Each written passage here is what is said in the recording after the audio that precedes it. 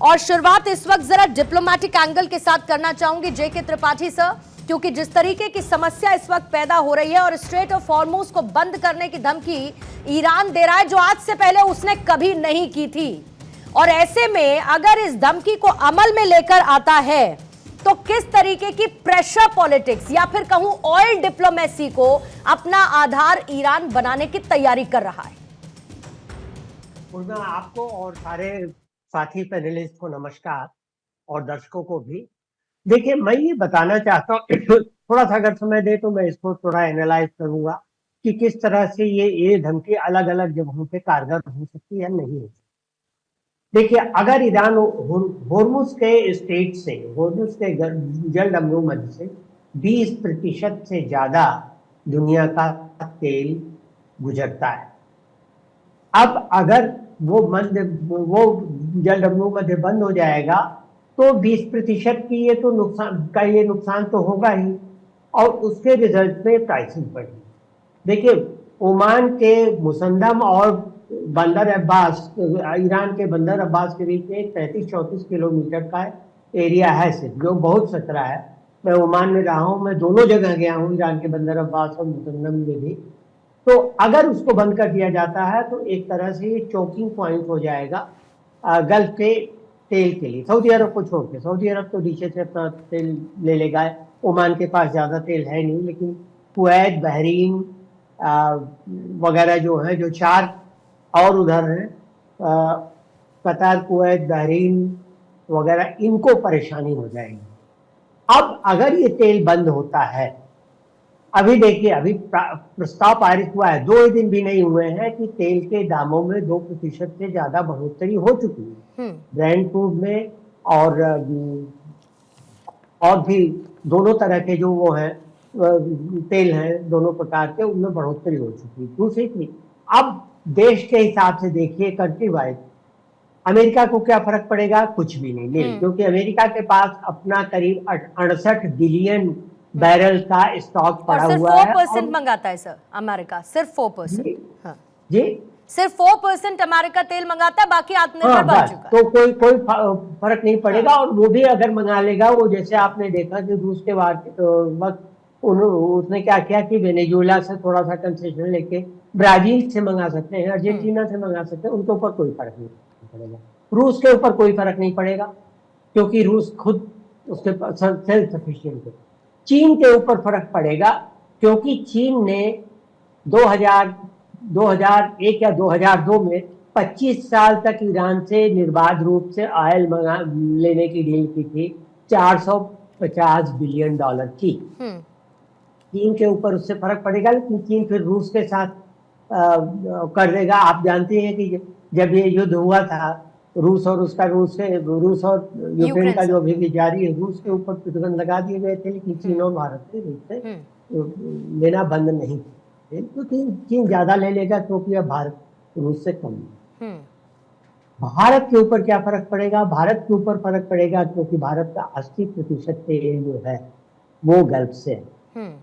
भारत को रूस से तेल लेना ज्यादा शुरू कर देना पड़ेगा, ताकि वो साउथ चाइना सी से होते हुए, ये स्ट्रेट ऑफ मलक्का होते हुए भारत की ईस्टर्न कोस्ट, यूरोपियन यूनियन को बहुत ज्यादा फर्क पड़ेगा। क्योंकि यूरोपियन यूनियन के लिए एक तो ठीक है, नॉर्वे से वो लेते हैं, लेकिन उनके लिए भी गल्फ का तेल बहुत ही महत्वपूर्ण हो जाता है।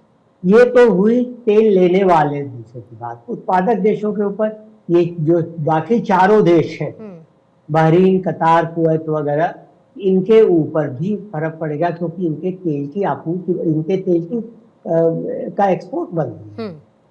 तो ये बड़ा फर्क तो है। और इसके लिए अब देखिए, अमेरिका कोई, मेरे ख्याल से अभी अमेरिका निकट भविष्य में कोई भी एक्शन नहीं लेगा, क्योंकि जो एक्शन उन्होंने लेना था वो ले लिया। बाकी इजराइल उनकी ओर से प्रॉक्सी बन करके। ठीक है सर। हाँ, इसमें एक और इम्पोर्टेंट चीज है सर, मुमकिन है कि एक ये प्रेशर पॉलिटिक्स इसीलिए भी हो कि भाई बातचीत की टेबल पर आए। दूसरा आतंकी स्टेट कहा जाता रहा है ईरान को, उसको लेकर एक दबाव बनाना कि भाई इस डेफिनेशन से हमको बाहर करिए, बातचीत की टेबल पर आइए, हमको कंसिडर करिए, बातचीत से भी रास्ता निकालते हैं। एक ये वो प्रेशर हो सकता है। चीन का 26%, जापान कोरिया 22%, भारत 14%, यूरोपीय देश 8%, अमेरिका 4% और अफ्रीका को 5% क्रूड ऑयल की सप्लाई इसी स्टेट ऑफ हॉर्मुज से ईरान की तरफ से होती है। लेकिन एक और शरद कोहली साहब, इंपॉर्टेंट बात यह है कि स्ट्रेट ऑफ हॉर्मुज को बंद करने का फैसला जो ईरान धमकी जो दे रहा है, और अगर वो लेता है, आपको लगता है कि 1991 का संकट, ऑयल संकट, क्या भारत एक बार फिर से देख सकता है? दूसरा, क्या इसका कोई और विकल्प है ताकि रुपए पर किसी भी तरीके का भार ना पड़े, इकोनॉमिकली भारत स्टेबल रहे डिस्पाइट ऑफ ईरान जो भी एक्शन ले स्ट्रेट ऑफ हॉर्मुज को लेकर?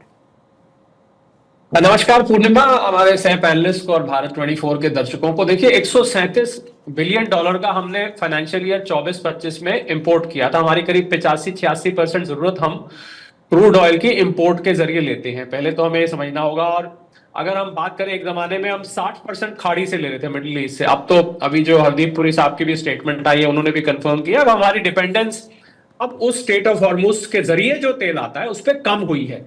मेरे अनुमान से ये जरूरत अब तक 40-45% के आसपास है। तो मुझे लगता है भारत उन देशों में से होगा पूर्णिमा जिनको सबसे ज्यादा, चीन और भारत दो ऐसे देश होंगे जिनको सबसे ज्यादा इसका असर पड़ेगा।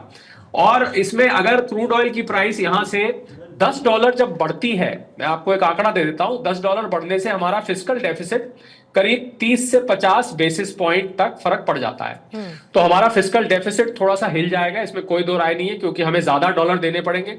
और ज्यादा डॉलर देने का एक तो पेट्रोल डीजल महंगा सरकार को करना पड़ सकता है। हालांकि पुरी साहब ने अभी कहा कि हमारे यहाँ महंगी नहीं हो, मैं उम्मीद करता हूं कि महंगी नहीं होगी, भले ही हम $90, क्योंकि अगर बंद करता है तो इसका अनुमान है कि $90-100 तक भी जा सकती है। पर दो अच्छी बातें 1991 का आपने जिक्र किया, अच्छी बातें ये है कि जो 1991 में परिस्थिति थी हमारी, इससे कहीं बेहतर हमारी परिस्थिति। हमारे पास ऑयल मार्केटिंग कंपनीज के पास हमारे पास इस समय रिजर्व हमारे पास रखा हुआ है। तो हमें एकदम कोई नीजक रिएक्शन जिसको कहते हैं वो करने की जरूरत नहीं है, पहली बात। दूसरी बात, रुपया अगर कमजोर होता है हमारी फॉरेन एक्सचेंज आउटफ्लो बढ़ने की वजह से, तो रुपए, क्योंकि हमारा इंपोर्ट बहुत है, हम जानते हैं कि हमारा इस टाइम हम करंट अकाउंट डेफिसिट में है। इसका मतलब होता है हम इंपोर्ट ज्यादा करते हैं, एक्सपोर्ट हम 827 बिलियन डॉलर का करते हैं, इंपोर्ट उससे ज्यादा करते हैं। तो उसकी वजह से जो रॉ मटेरियल है और जो फिनिश प्रोडक्ट यहाँ आता है, यानी कि कुछ सामान हम एज इट इज भी लेते हैं विदेश से, वो महंगा हो जाएगा। पर अच्छी बात क्या है पूर्णिमा, के इस समय जो महंगाई की दर है हमारी वो 2.82 पे है। तो हमारे पास थोड़ा कुशन है। 1991 की परिस्थिति बिल्कुल अलग थी। उस समय कोई भी इकोनॉमिक पैरामीटर जिसको हम कहते हैं वो हमारे फेवर में नहीं था। इस बार सारी हमारी जो इकोनॉमी की हेल्थ है, अपनी इकोनॉमी की बात कर रहा हूं, वो अच्छी है।